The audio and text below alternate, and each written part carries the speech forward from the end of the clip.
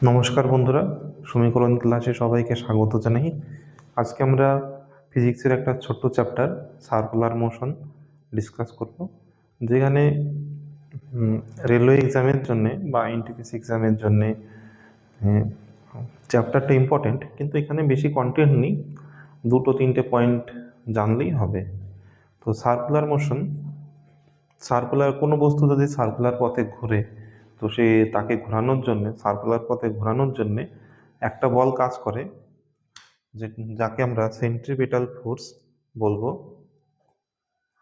আর circular পথে ঘোরার জন্যে তার উপর একটা অলিক বল বা ইমাজিনারি বল ফোর্স কাজ করে, যাকে আমরা সেন্ট্রিফিউগাল ফোর্স বলবো। তো দেখো, এই যে ধরো একটা বস্তু, এটা একটা সুতো দিয়ে বাঁধা আছে। এবার এ একে সার্কুলার পথে ঘোরার জন্যে এর উপরে একটা আহ, অভিকেন্দ্রিক বল কাজ করবে, যার মান হবে অভিকেন্দ্রিক বল ফোর্স, যার মান হবে mv²/r। এই বলটা এর কেন্দ্রের দিকে কাজ করবে, যে বৃত্তে বৃত্তাকার পথে ঘুরবে তার কেন্দ্রের দিকে কাজ করবে, যাকে আমরা সেন্ট্রিপিটাল ফোর্স বা অভিকেন্দ্রিক বল বলছি।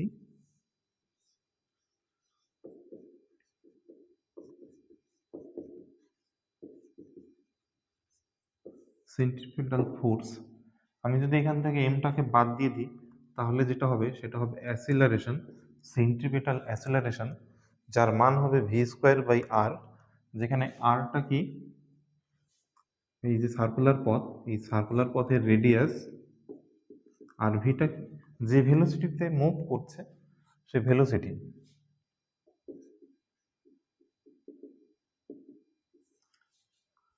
যখন এ সার্কুলার পথে ঘুরছে, তখন এই বস্তুর উপরে, ধরো এই যে একটা বস্তু, এটা আর এইভাবে সার্কুলার পথে ঘুরছে।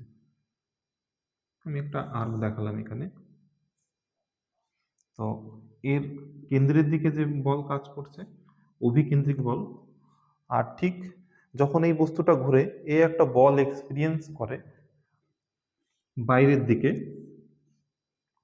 ঠিক যে বল এর কেন্দ্রের দিকে কাজ করছে, সেম অ্যামাউন্টের বল অপোজিট দিকেও কাজ করে, যাকে আমরা অপকেন্দ্রিক বল বা সেন্ট্রিফিউগাল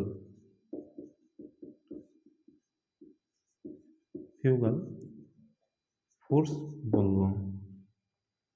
এর মানও ঠিক এক, mv²/r। সেন্ট্রিফিউগাল আর সেন্ট্রিপিটাল এই দুটো ফোর্সের মানই এক, কিন্তু এখানে সেন্ট্রিপিটাল ফোর্সটা রিয়েল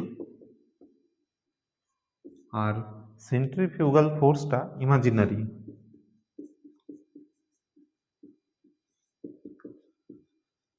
কোনো গাড়িতে, বাসে, যখন গাড়িটা কোনো বাঁকে ঘোরে, তখন গাড়িতে যারা বসে থাকে তারা যেদিক ঘুরছে তার অপোজিট দিকে এরকম হেলে যেতে দেখা যায়। তার কারণ কি, এই সেন্ট্রিফিউগাল ফোর্স সেই বডির উপরে কাজ করে বা ব্যক্তির উপরে কাজ করে। আর যখন যে গাড়িটা ঘুরছে, ধরো এই যে একটা সার্কুলার পথ, এই যে বাস, এই বাসটা ঘুরছে, বাসের ঘোরার জন্যে এই বাসের উপরে একটা সেন্ট্রিপিটাল ফোর্স কাজ কাজ করে, যার কারণে যে রাস্তা হয়, রাস্তাগুলো একটু কেন্দ্রের দিকে একটু ঢালু থাকে এবং সাইডের দিকে একটু চওড়া থাকে। রাস্তাটা অ্যাকচুয়ালি দেখতে এরকম হয়, এরকম।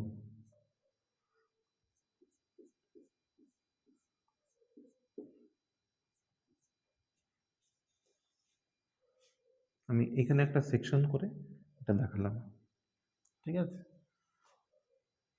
কংক্রিটটা এদিকে বেশি উঁচু থাকবে, এদিকে কম উঁচু থাকবে। তো এইসব উঁচু ক্যালকুলেশন, এগুলো ক্যালকুলেশন করা যায় যে কোনটা কত উঁচু। এটা এক্সামের জন্য আর ইম্পর্টেন্ট না।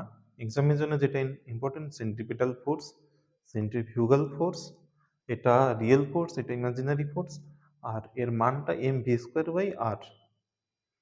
আর সার্কুলার পথে ঘোরানোর জন্য কে দায়ী? সেন্ট্রিপিটাল ফোর্স, অভিকেন্দ্রিক বল। এগুলোর আমি একটা সংজ্ঞা লিখে দিচ্ছি। সেখানে সেন্ট্রিপিটাল ফোর্স এবং সেন্ট্রিফিউগাল ফোর্সের ডেফিনেশন লেখা আছে।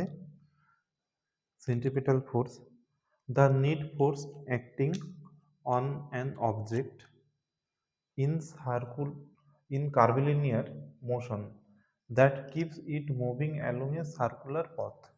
ঠিক আছে, মানে সেন্ট্রিপিটাল ফোর্সের জন্যই এটা কি করে, keeps in moving along A circular path, directed towards the centre of rotation.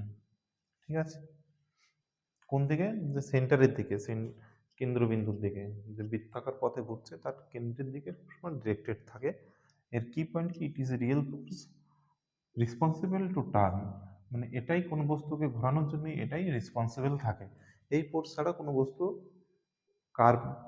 Curvilinear মোশনে থাকতে পারে না।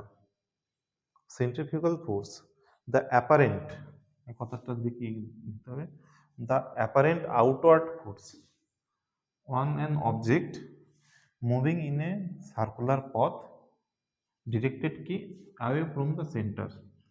এটা একটা সিউডো ফোর্স, মানে কাল্পনিক ফোর্স। এটা যেটা কি, যে বৃত্তাকার পথে ঘোরে সে এক্সপিরিয়েন্স করে। আর এই দুটোর মান সবসময় একই হয়, যেটা আমি এর আগে বলেছি। তো সার্কুলার মোশন থেকে শুধু এইটুকুই। এরপর আমরা ফিজিক্সের নেক্সট চ্যাপ্টার আলোচনা করব।